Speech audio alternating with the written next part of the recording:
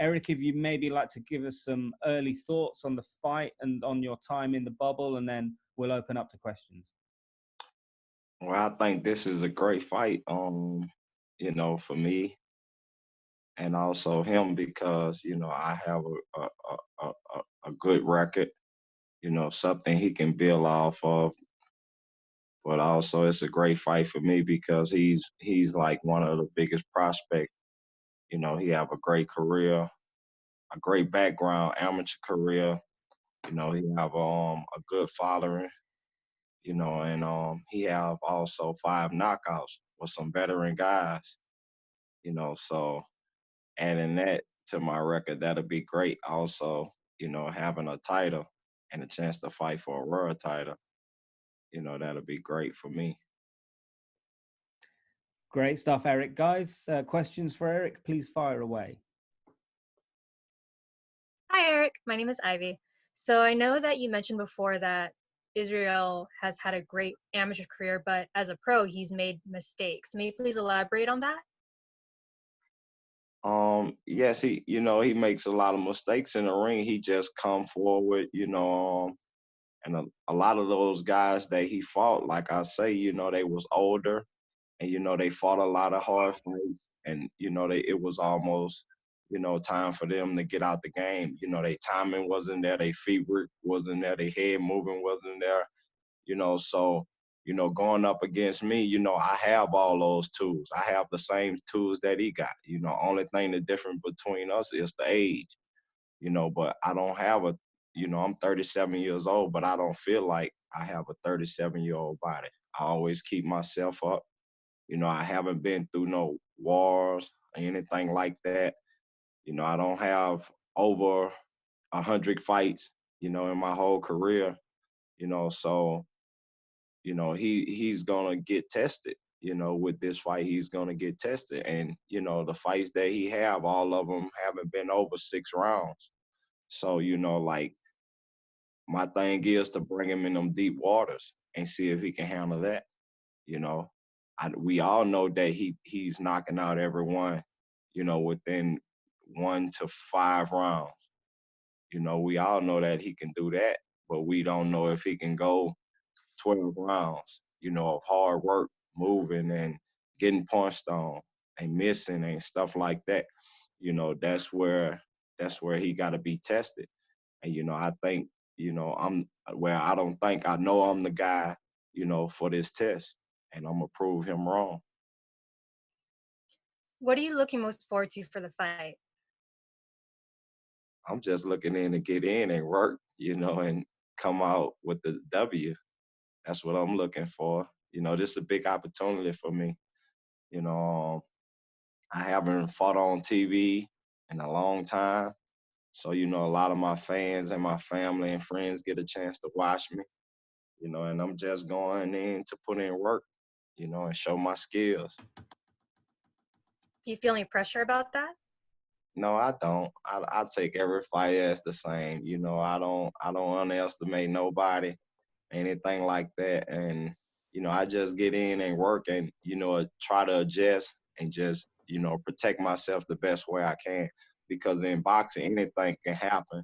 But, this is what I signed up for a long time ago when I was in prison.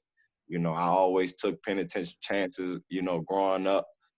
So, this is another chance I'm taking in life, and I just handle it the safest way that I can. I'm in shape. I'm ready for a 12-round fight. And there it is. I'm going to just put all my work on the line. Thank you. Great. Thank you, Ivy. And next question from Gail, please. Morning, Eric. You got a big, big smile on your face. I'm loving that. Do you see a way that you can put an underdog status to work for you? And also, a lot of people, we all know your background and being toughened up by all those difficult experiences. Do you think that also can be a tool for you going into a tough fight like this one? Oh, yeah. Like everything that I've been through. There's nothing for you to be afraid of in the ring Oh, after yeah. life, right? Yes, everything that I've been through in life, have prepared me for this moment, you know. So it's like, you know, I don't go in feeling sorry for myself or anything like that. You know, I just take what I've been through and I just go for what I know, you know. So And it's coming like as an it's like underdog. me it's like me not being scared. You know, I went to jail when I was 15 years old. I started boxing when I was 18. You know, and I was fighting against guys who had life sentence, 2 life sentence, you know, hundreds of years, you know, so I know what it's like getting in with somebody who actually trying to knock you out or trying to hurt you, you know, or just being around in prison, just walking around. You know, they got guys that don't like you or just try to hurt you for no reason. So, you know, going into this is just another step in my life, you know. That's how I look at it. Eric, can I ask you about when you started boxing in prison? Was there actually a lot of quite good boxing knowledge in there when you look back on it as well? Yes, sir. Yes, sir. Um, you know, they had guys in there that was on the streets boxing and that was training on the streets, and they also had guys that actually learned how to train up in there, but they took it serious like me. You know, like it was our some guys, it was our job. You know, I always went to school and I always boxed. You know, the whole time I got trades, and you know, I just educated myself the whole time. You know, but it was time where I was able to, you know, train every day and, you know, and be around guys who, you know, put that time into me. So, you know, like the knowledge came with us watching boxing tapes, you know, we getting copies of fights and stuff like Roy Jones, Bernard Hopkins, Mike Tyson, you know, all the fights that used to come on HBO. We had the opportunity. Sometimes we would order the fights through ring size or, you know, title or something like that. But, you know, we had like the Warden who was over the boxing team. He used to copy the fights and bring it to us on DVD or bring it to us on tape. So we had the opportunity to study these fights, watch these guys' footwork, watch how they set up punches, you know, watch how they move around, watch how they feint and do all type of stuff. So that's why I was able to come home and I was able to adapt to boxing like, you know, like it wasn't nothing because, you know, I sit back and I watch and I analyze those guys. You know, just like coming into this fight, you know, I watched this guy, you know, I had 27 days, you know, leading up to this fight. So my job is to get in and watch him. I watch him, but I also know that the guys that he fought, they don't fight like me, you know, and they didn't put the work in like me. So, you know, everything about me right now is just adjusting, you know. Did, did, did you feel, sorry, I haven't had a chance to talk to you about these things before, so it's fascinating, really fascinating for me. Just two tiny other little ones for me. Did you feel safer in prison because you were part of the boxing crew? No, no, because it wasn't a thing that I feel safe. You know, I was in the prison. I was incarcerated maybe like two years or 2 years and a half before I started boxing. Right. So my reason for starting boxing because I used to fight a lot. I had anger problem, you know, and you know, so I had a lot of respect before I actually started boxing. And when I did started boxing, you know, it just taught me how to be disciplined, you know, how to follow the rules and stuff like that. It actually showed me how to be a man. So everything after that, it was just me being a leader, you know, and Mm. you know, it wasn't nothing that, you know, I was afraid of and stuff like that. I feel like, you know, if I wouldn't have started boxing, I probably would have ended up, you know, back in jail, you know, probably hurting someone, fighting or anything like that. But it wasn't nothing that I felt like just because I was boxing, I didn't have no fear or I felt safe. You know, you got to protect yourself all times up in there. I didn't see guys sleeping in the bed and guys that attacked them. I know one guy, he was laying, well, before he went to bed, a guy asked him for some coffee. And he told the guy he didn't have much left. And when he went to sleep, the guys tried to pull his eyes out with his fingernails, you know, so is not that I could say that I felt safe just because I was boxing. No. And final one. Thank you for that. Thank you. And final one. When we see, a lot of us have covered the career of Bernard Hopkins. When you see Bernard and how long he went on, you mentioned tapes of him there. Do you deeply understand how penitentiary life and being the penitentiary's middleweight champion really did prepare him for 30 years afterwards in boxing? And he obviously carried on for nearly 30 years as a professional and is genuinely one of the all-time greats now. And that maybe he wouldn't have got there had it not been for prison, you know? Yes.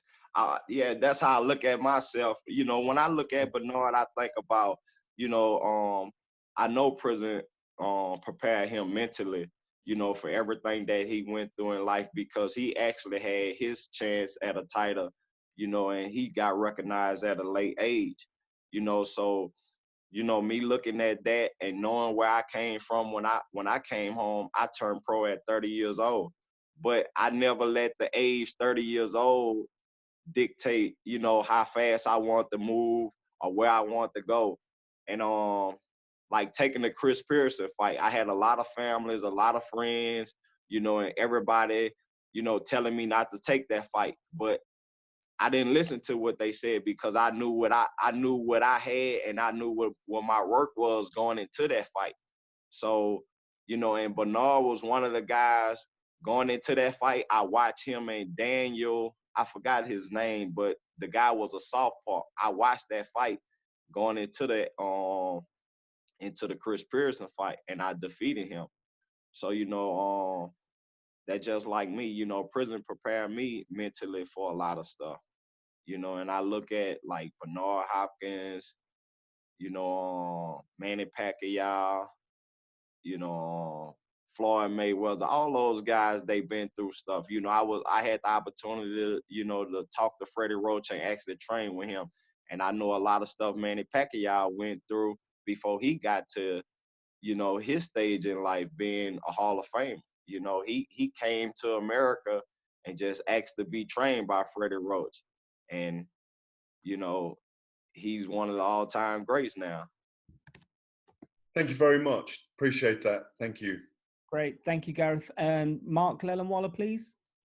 Hey, Eric. Right now in Louisiana, there's currently a fight to reduce the number of prisoners due to COVID. What are your thoughts about that?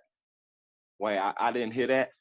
Yes, currently in Louisiana right now, there's this push to reduce the number of prisoners due to the COVID pandemic. What are your thoughts about that?